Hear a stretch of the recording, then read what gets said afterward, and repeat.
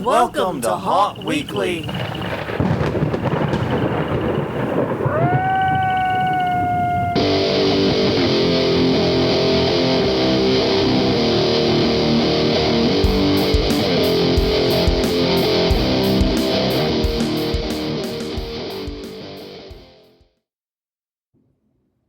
Hello, everyone. I'm Jonathan. I'm Crystal. And this is Haunt Weekly, a weekly podcast for the haunted attraction hunter entertainment community. Whether you're an actor, owner, or just plain aficionado, we aim to be a podcast for you.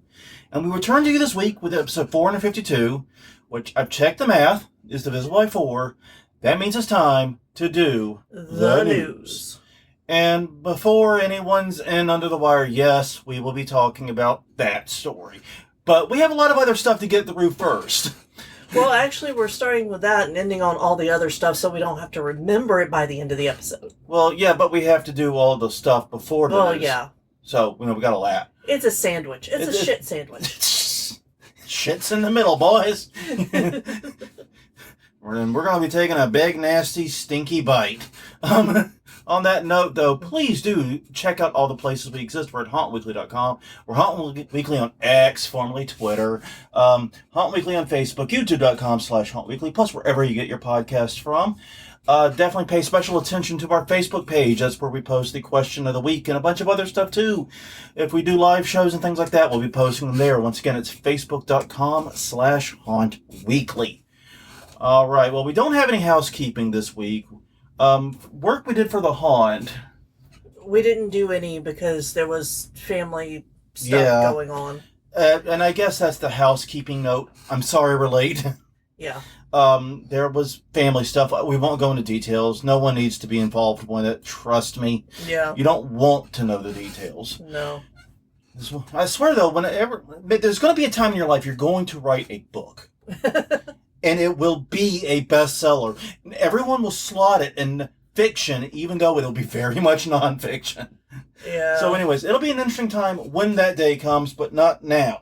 That said, we were kind of hit with a double whammy, because last night we got hit with a different surprise, that our girlfriend Ellie's Facebook account got randomly suspended.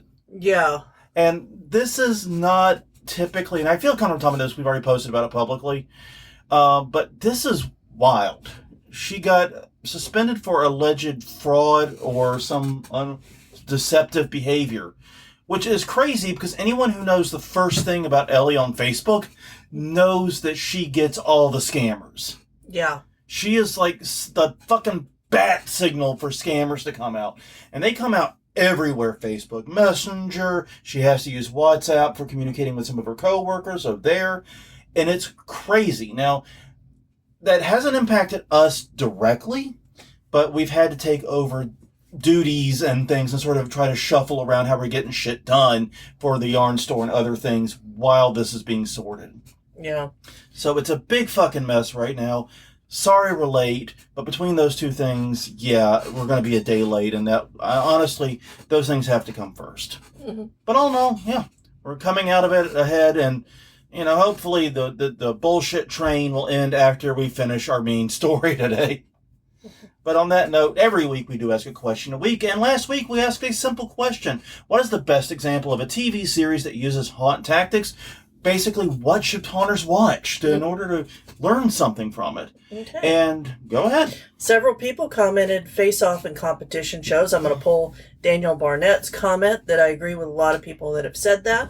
Also, Cosplay Melee, Hot Set, Heroes of Cosplay, and Whose Line Is It Anyway for building, I'd say Junkyard, Scrap Heap Challenge, and Spook Show 17. I really like the idea of watching Whose Line Is It Anyway? Yeah, and I didn't realize he said that too, because I've got that lower down also.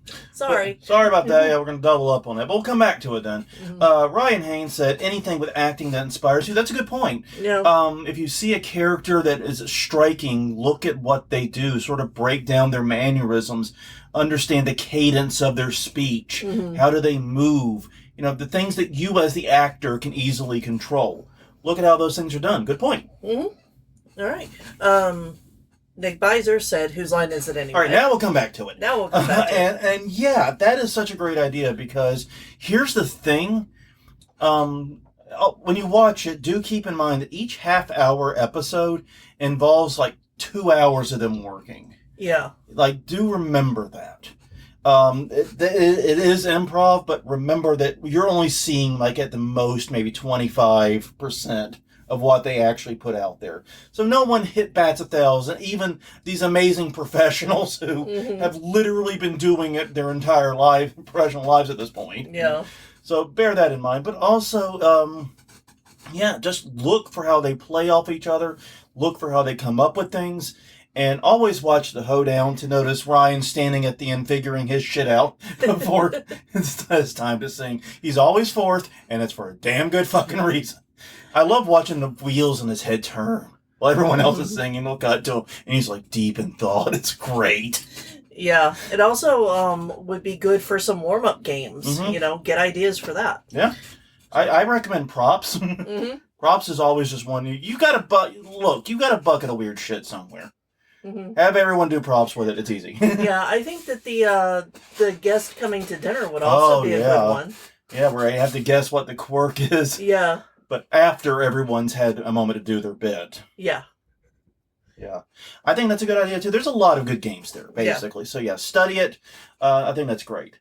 Shalisa Muehlberger said, any of the maker competition shows helps the hunter think outside the box, or skip the TV and go straight to Alan Hobbs' YouTube channel. Fair point.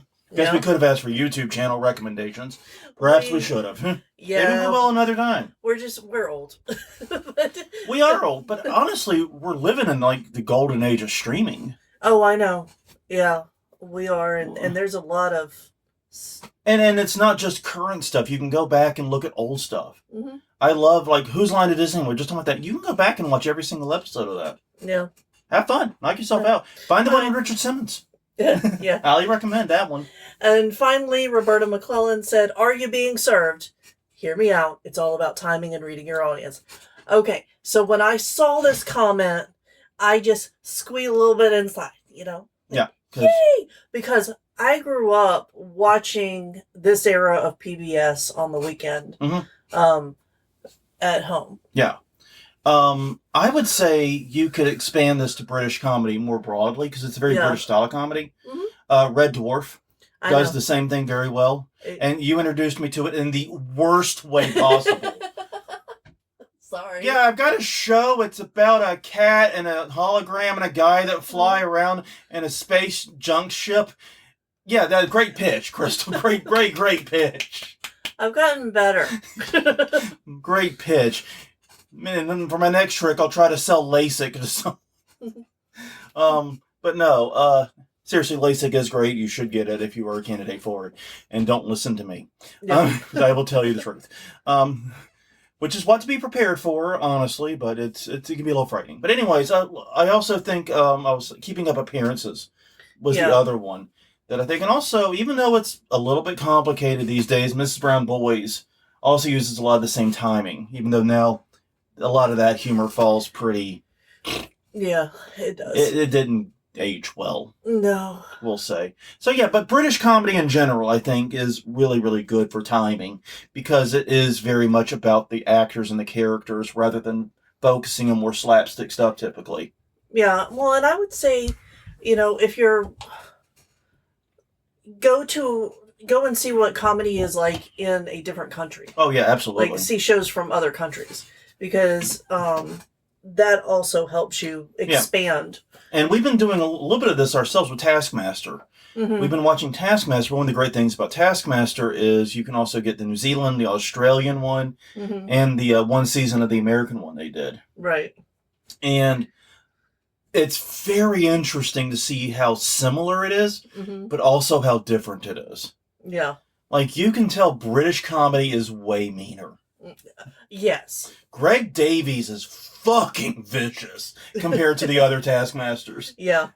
And I think that the other Taskmasters have gotten notes that they need to be meaner to their assistants. And I still think they're not they aren't competing. They're not playing the same sport. No, Greg Davies is all but actually taking a shit on little Alex Horn. Well, yes, because he's called Little Alex Horn. And he's 6 feet tall. He's as tall as I am. Literally. He's just short compared to Greg Davies, who's like 10'9" or something. I don't know what his actual height is, but he's insanely tall. Yeah. And insanely large. All right. But anyways, this week's question of the week, now that we've talked about shitting on Little Alex Horn, seems the perfect time. This week's question of the week is, what is your favorite fandom? And we'll go and I'll answer for me. I think it's pretty obvious looking around the room.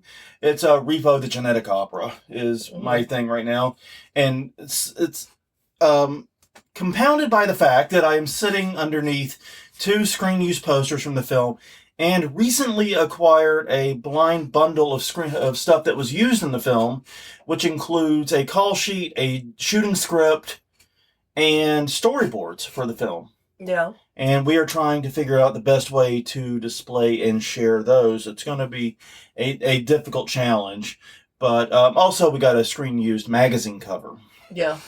That's pretty cool. That's really cool. That's a good piece. It's a large piece, too. And the text on it, because the front is the front cover, which is what mainly you see, but the back had some text on it that was never meant to be read on camera. And it fucking shows when you read it up close. But the point being, that's definitely my favorite fandom. Yeah, which is surprising because you're also huge into MST3K. Yeah, that's my other. I'd say that's the closest thing after a tie. Yeah, that would be. And I know I came up with the question on the fly, and I've had minutes to think about it. Yeah, it was your question. I don't know. I know. What the fuck's your problem, man? But I don't know. I don't have a real fandom. Like I am a fan of a lot of a lot of things, but I don't like collect for it. Yeah, I really don't fancy myself a collector, which is weird that I've got this much repo stuff. But it was just opportunities came up to grab it, and I took it. Yeah. Well, and the thing is like the thing that I sought out the most was American McGee's Alice. Yeah. Because I have a lot of the figures that came out when the game was out, and I have a large poster of it. Mm-hmm. So I guess as far as memorabilia, that's probably what I have the most. That's actually probably true. You do have a lot from that. Yeah. And once again, but see, that's just it. I don't call myself a collector because collectors usually are trying to amass the largest or the biggest or somehow completest collection. And I don't feel that way. It was just, I saw deals for something that I knew I would enjoy, and I purchased it, and that was really it. Like, I don't care with Repo if anything else ever comes out. And I have a lot of MST3K memorabilia, too, but none of it's original from the show. Right. I have recreated prop of the movie sign light. Mm-hmm. You have a whole shelf. I have a whole shelf of little odds and ends. I also have signatures from the Mads, TV's Frank and Dr. Forrester. So, yeah, I've got stuff, but it's like I don't fancy myself a collector of any of it. Because I don't go to shows like, ooh, what have they got, MST3K or Repo here? The answer is fucking nothing, by the way, because maybe that's part of my problem. You know, they don't actually have the stuff at a lot of these shows. But anyways, what is your favorite fandom? Let us know. HauntWeekly.com, Haunt Weekly on Twitter, Haunt Weekly on Facebook, and YouTube.com/Haunt Weekly. All right, it is also an even episode. That means we get to do conference reminders. So, Crystal, why don't you kick us off? Right, November 22nd. It is August 17th. I went to the ones that weren't highlighted. Yeah, you went to the ones that are coming up, not the ones that are coming up. August 17th, Haunt Mayor Expo. It's in Fresno, California, at the Fresno Fairgrounds, featuring 5 indoor haunted houses, 3 escape rooms, and a rage room, various special guests and horror panels. Haunt Mayor Expo with 2es.com. All right, we have a new edition. Big thanks to Sam here for the heads up on this. Several new editions will be coming up from this, but the main one right now is a September to Dismember, which every wrestling fan knows it should be December to Dismember, and that was a horrible pay-per-view. It disgraced ECW horribly. But anyways, but that's September to dismember, September 13th through the 15th in Arden, North Carolina, at Lutheridge. It is a campground. So this is important to note. Dress appropriately, as they warn you repeatedly on the site. Featuring a haunted trail, vendors, and various camp-related activities, including kayaking and things like that, apparently. Learn more at hauntfest.net. Right. Creep It Real Nostalgic is September 14th through the 15th at Santa Ana, California at the Heritage Museum of OC.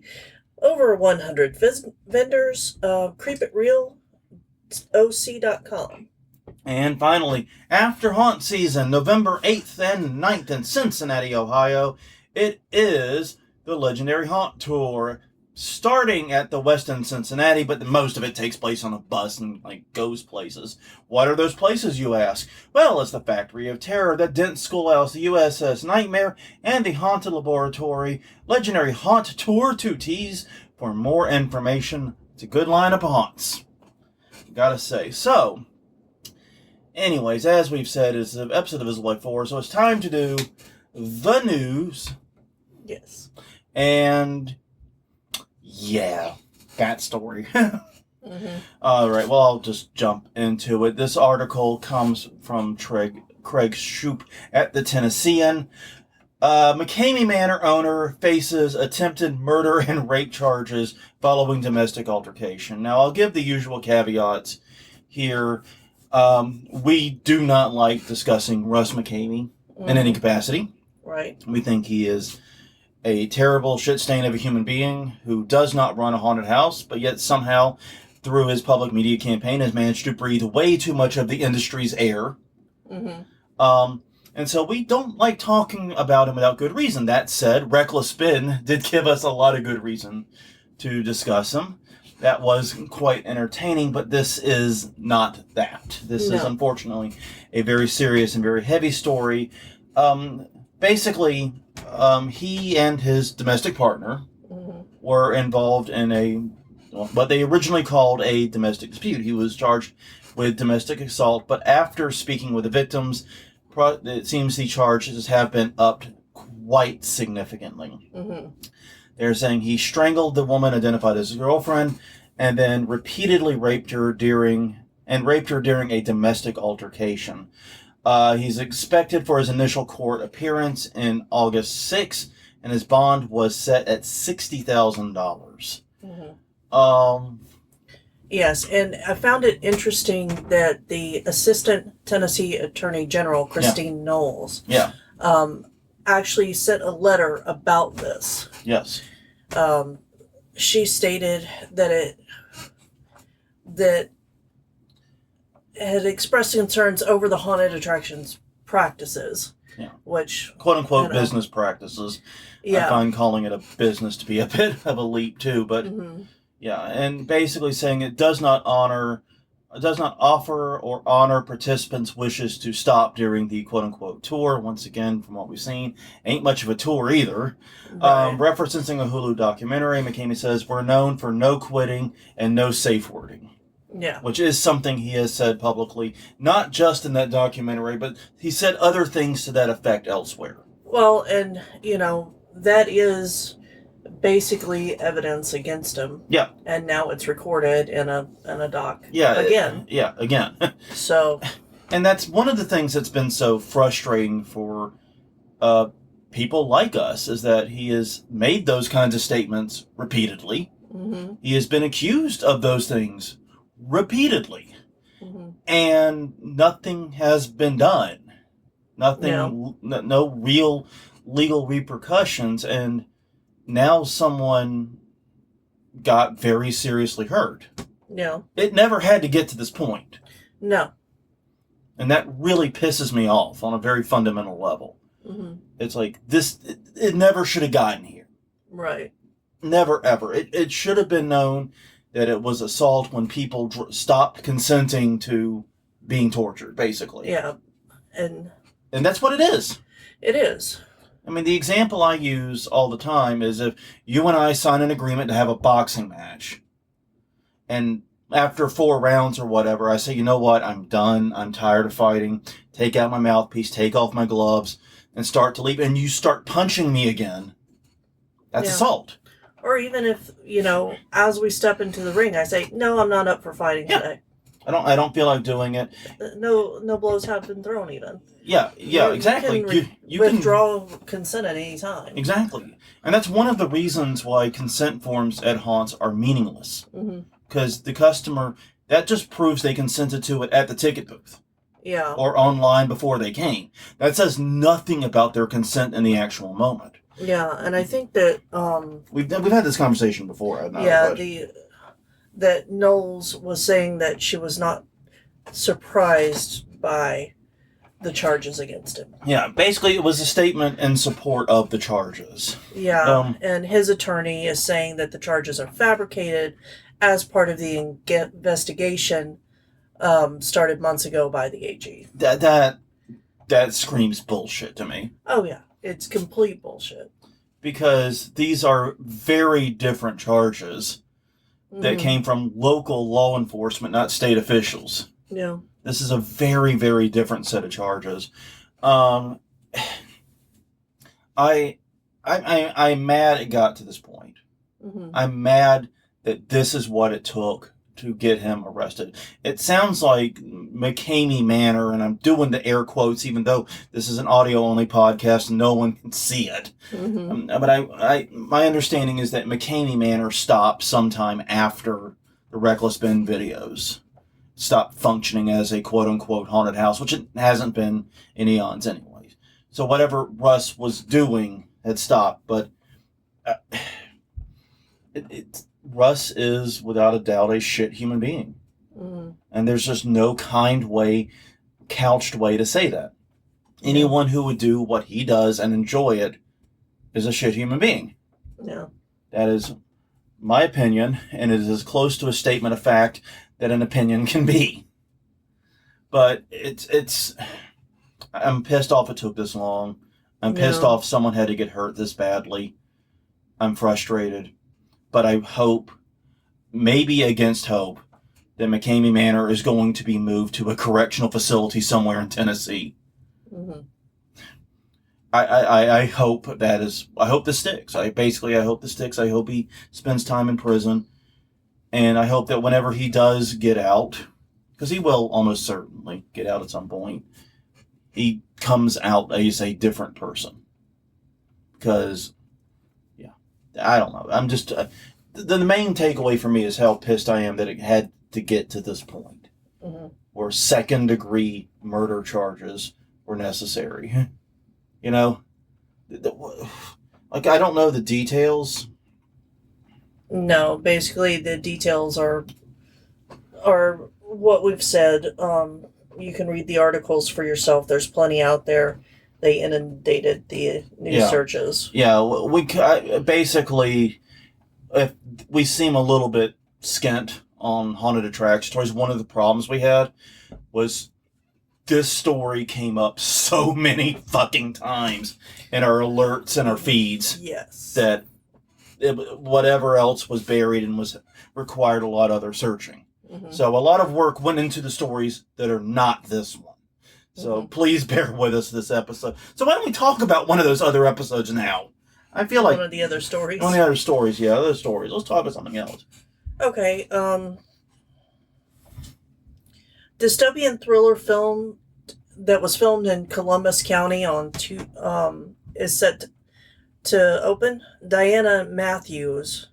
And that's a really confusing headline because it's not actually an opening of a haunted house. It is a movie called Population Purge that got 30 local extras playing scalpers and survivors, and that's their terms.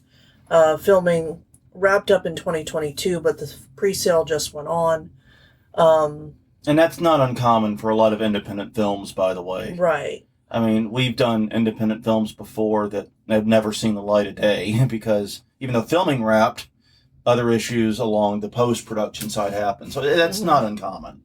Yeah, and the plot is based around the idea that only AB positive people are immune from a radical government plot to poison citizens. Yeah, I don't know if now's a good time.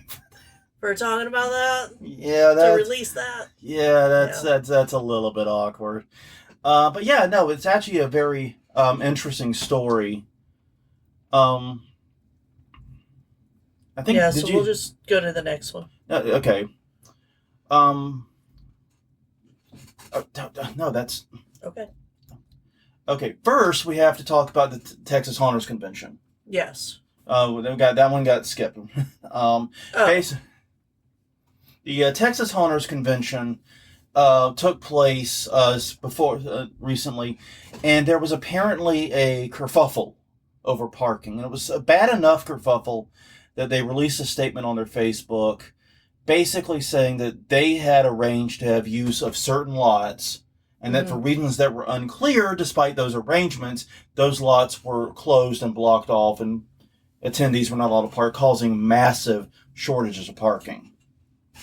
And basically, they said, please feel free to pass on any additional issues or complaints to the city of Mesquite or... and the Mesquite Arena. Yeah, the Mesquite. Because the Mesquite Arena decided that it would block off parking to be charged for its rodeo event. Yeah, and this happened on the last day. Yeah. Like, things went fine apparently Friday and Saturday, and shit went tits up Sunday. Yeah. What it sounds like. That sounds like the last time we were there. Yeah, and you know, to me, the real takeaway here is they are changing location next year to the Irving Convention Center, and we are stoked about that here at Home Weekly Headquarters. Yes. That is the news that we wanted to actually fucking get to. We don't really give much of a shit about the parking stuff. No offense to anyone who was impacted by it. No, I know how frustrating it can be. Yeah, but you take care of that on your own. But that is not the news for us personally. No. It is the Irving Convention Center. Will be hosting it next year, and that is great news. Right, and we're excited about it because that means that we may be able to go to it. No promises yet. It's a year off. But we could not go to the Mesquite one because of the rodeo, because I had an allergic reaction. A really, really bad one. Yeah, to the cedar chips that were used. You have a cedar... Something with the mulch. Rodeo. Yeah, something with the mulch. And it was bad. It was genuinely terrifyingly bad. As someone who literally has no allergies, I feel so lucky because I see both you and Ellie struggle with your allergies. And when something like that happens, it just terrifies the shit out of me. But yeah, so we're like, yeah, we can't go back there. We had a great time. The event was well done. Everyone was great. It was amazing. But death. But on the other hand, potential anaphylaxis, you know? Because, Jesus, that was scary. So no promises, but with the new location, we may be able to go next year, and I'm hoping we're able to. Yeah. Okay, and real fast, I didn't want to talk too much about this one because all we have is a press release. But basically, Silicon Valley haunt investors and the Bailey Entertainment Group have forged a partnership. I don't really know all the details, but basically you have a haunt investor group named Silicon Valley Haunt Investors, who's teaming up with the Bailey Entertainment Group, who's known for doing design and creating experiences, especially at theme parks, is where they seem to do a lot of their work. But they are creating this new effort to, as they say, elevate the standards of haunted attractions nationwide. Now, what that could mean is anything from they are going to invest in haunts to help them improve, or it could be more of the centralization that we've been fearing. And honestly, the rest of this is just PR fluff and guff. Yeah. And I understand why you're like, do we really want to include this in here? But this is happening. There's money, big money being thrown around in this industry right now. We'll see to what end. That's the problem. Is like I said, we can't really... Yeah, basically they're just announcing they're working together, but not saying anything firm about plans. Yeah, we actually met the Silicon Valley people at Transworld. They were the Haunt Investors people. Okay. That was them. We actually stopped by their booth and chatted with them for a bit. So we both actually met them. But I know very, very little. And basically what they told us there was they only invest in established haunts. Someone like us, if we were looking to make the jump to pro, that we're not going to be the target. No. They want established haunts with a track record that they can improve. And hopefully that is the attitude that this will continue. Because I think it is a potentially great idea to partner with. Because like I said, bringing in the knowledge from the theme park side and the very high end side of things, that could really help a lot of up and coming haunts, if that's what this does. But I still worry about centralization and about cutting out sort of the middle class and the middle tier of haunts. So we'll see how it goes. Like I said, this is a PR announcement, so it's all fluff and stuff that you really can't pull much out of. But it's something to keep an eye on. All right. Now we can move on. Okay. And sorry if I mispronounced this. Oh, God. Well, I just fucked Crystal pretty bad unintentionally. I'm sorry. No, I think I did it to myself. The Efteling sets Halloween opening date for Danse Macabre ride. This is by B. Okay, Mitchell. I think you nailed Evelyn, but it's Danse Macabre, I think. I don't know. I don't think you pronounced the R in that. Everyone, let us know how you pronounce it. I think it depends on where you're from. Oh, I think that's also true, too. And this is Netherlands, so all bets are off. Yeah. Okay, we're both wrong. I'm pretty sure it's something weirder. Yeah, this is from... They have a phonetic language. B. Mitchell... The Dutch don't. The Finnish do. Yeah. Dutch is not phonetic. I don't think... Let us know if Dutch is phonetic. We should just ask Ellie. We should do it on Facebook, though. No. Oh, no. Jesus Christ. Are you trying to get the house burned down? No. Okay. Take whatever this is. This is from B. Mitchell on blueloop.com. B.A. Mitchell, like B. Arthur B. Yes. From blueloop.com. Oh, man. BLOOP. Blue. Jesus Christ. Yes. This is a nightmare. Efteling in the Netherlands is opening its new haunted attraction on Halloween this year. It's the park that was formerly Spooksalot Haunted House, located in the mysterious abbey with terrifying history. The design team visited several abbeys in Belgium for inspiration. Per the release, they have been working on it for 2 years, and it's going to be a dark ride experience where guests move to the symphonic poem of the same name of French composer Camille Saint-Saëns. Yeah, this sounds like an interesting concept. It's going to be, they tried to explain what the ride is, and I just got more confused every word I read. It's located at basically a 17,000 square meter theme, which is huge. Yeah. Themed area called, fuck me, the Hyrenanud. Yeah. Fucking phonetic language, my aching asshole. Wyverwood. Wyverwood. Wyverwood Forest. Basically. That's how I would say it. Yeah, I want to run with it because it sounds better than what I was about to do. And it's going to feature retail dining and other elements too. The ride itself is going to be a turntable which sits upon another turntable that's going to flip like a coin. Yeah, I don't know. I'm very interested to see what they're doing. Yeah, I'm looking forward to the video of this. Yeah. I want to see a video of this because it sounds really interesting. It sounds batshit insane too, and it also sounds like they've taken like an older dark ride, an older haunted house type thing that was getting on in years, and replaced it with a new dark ride attraction. So very, very cool. And we could just be misreading this altogether. Yes, I mean there could be something lost in translation, obviously. Yeah. The investment in the area though, whatever Crystal said, area. Is at around 35 million euros, which is about $38 million. So this is going to be interesting. I'm going to be excited to see this. Mm-hmm. And when they eventually, archaeologists in the future, analyze the wreckage of this episode, I'm sure they will wonder what the fuck we were thinking.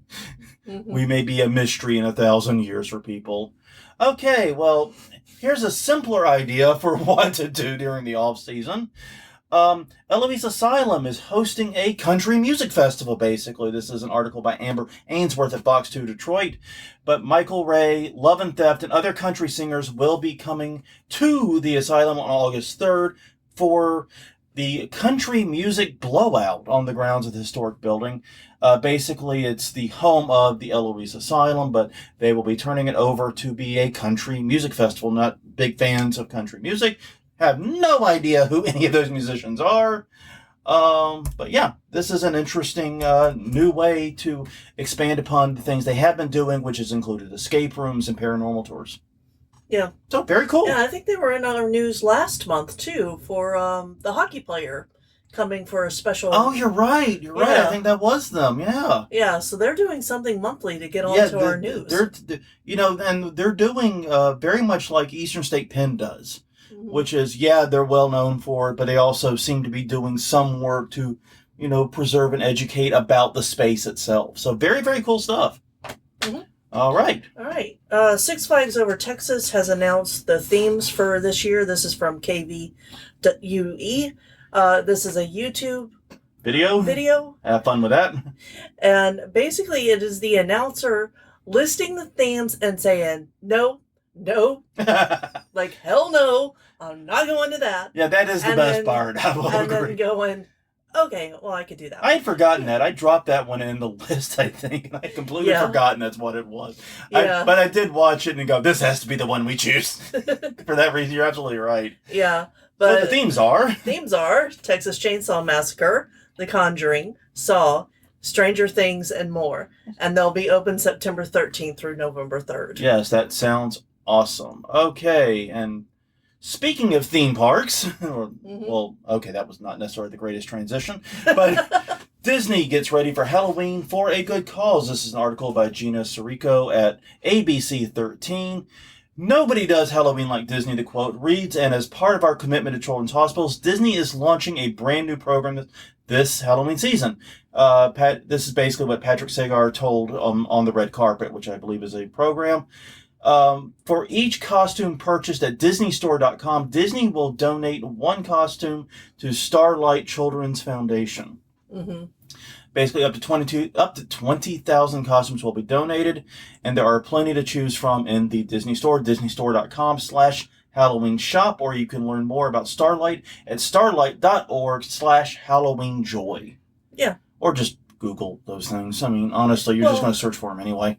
Yeah. You're not going to get the URL for some asshole reading them to you on a podcast. Yeah, and they wanted to make it clear that they do have adult-sized costumes as well as child-size. It's not just, Disney isn't for kids, for kids. We did work with Ween Dream. Yes. Which was a charity that got Halloween costumes, did a similar thing. It got donated Halloween costumes and then gave them out to kids. I think that charity is no longer... I have no idea. I have no idea. We lost contact during the pandemic. Yeah. I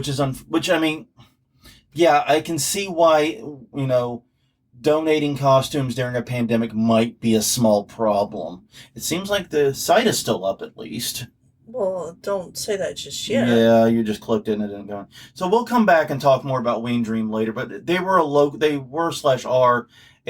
charity who has done this for years and done thousands and thousands of costumes. Mm-hmm. They really did. Yeah, it doesn't look like they've posted anything since 2022. Yeah, we lost touch in the pandemic, and it looks like... so for us, and this being a charity we were passionate about, Starlight might be a new place to shift some effort. Mm-hmm. So that's kind of cool. Yeah. All right. Next up, Evansville's massive new haunted house announces opening weekend. This is in Evansville, Indiana. And from WKDQ, it started as a home haunt called Nightmare on Eastbrook and grew until it stopped traffic and everyone was commenting on the professional quality. So they are now opening Evansville Nightmare Factory. Pro tip, open your home haunt on a court. Can't stop traffic if you're on a court. Well, I mean, you could, but yeah. But we don't impact nearly as many people is what it comes down to. Right. But they'll be opening on September 13th as well in a 17,000 square foot warehouse. That is really, really cool to see a home haunter make the jump in such a big way. Mm-hmm. Like, every time we've talked about the possibility of going pro, we were like, how can we do this at a medium size? Yeah. We wanted to look at something that was in the 5,000 to 10,000 square foot range, and 17,000. That's a huge leap from a home haunt. So good luck to y'all. Hope it's good. Hope it goes well, and we'll be following it. And our final story is we get an exclusive sneak peek at Birmingham's newest haunted attraction. This is by Nathan Watson at BHAM Now. Bam now. Bam Now. Yeah, Bam like now. Bama. Anyways, it deals with Conjure haunted attraction, which I guess we'll have to go see because Birmingham is in our radius. It is. So there's more reasons. Yes. It'll be a year-round nonprofit to support Andrew's Place, an organization dedicated to helping LGBTQIA plus survivors of domestic dispute. Abuse. Abuse. That's what, domestic abuse. Yeah. Didn't I say that? No, you said dispute. It's okay. Okay. I domestic abuse was what was written. Yes. I don't know what my curlish tongue decided to say. But regardless, they started building on it in 2023. Grand opening will be September 21st. Basically, the friends met at a Halloween event and decided to do this together. And I think that is incredibly awesome. Yeah.